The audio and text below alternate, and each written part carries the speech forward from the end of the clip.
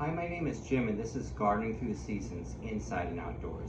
And I would like to talk to you today about how to raise Cymbidium orchids, including a trick on how to get them to bloom at the end of the video. I've had these for years and they definitely vary in vigor. So you might want to try a few of them to find out which ones grow the best for you.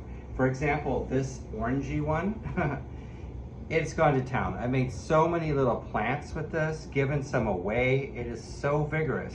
Whereas this white one, it does pretty well too. Check out this white one over here. I actually broke the flower off, sad to say, so I put it in this green vase. This white one, not quite as vigorous, but it certainly holds its own. I mean, look at how horrible conditions I've got. I need to put some more bark around it.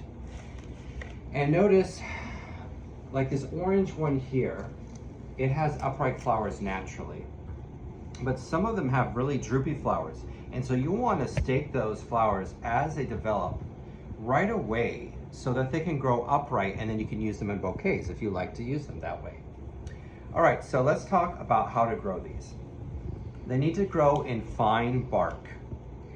They actually like a little bit of moisture down deep in the bark all the time. They don't like to go completely dry, but you also don't want to keep them saturated wet either, or their roots will rot. Also, never fertilize them when they are dry. Always water them very thoroughly first. Let the water kind of soak in before you fertilize them. I recommend using a bloom boosting fertilizer, but not when they're in flower or bud, because they'll probably drop their flowers and buds if you fertilize them while they are in those stages. So do that fertilizing during the summer.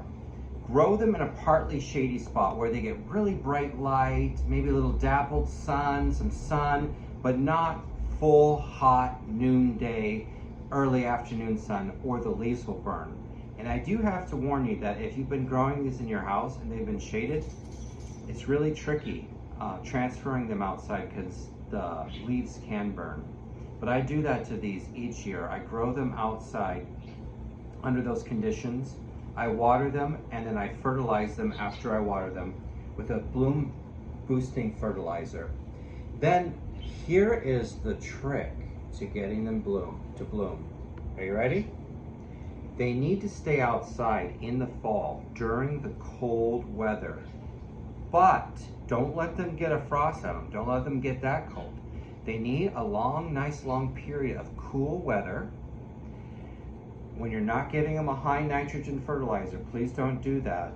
I wouldn't do that from June on, or late June on, excuse me. They need that cool period for them to set their buds.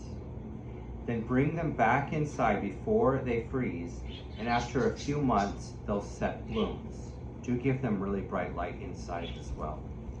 So I love to talk to other gardeners. Let me know if you have any questions. Like my videos and please subscribe.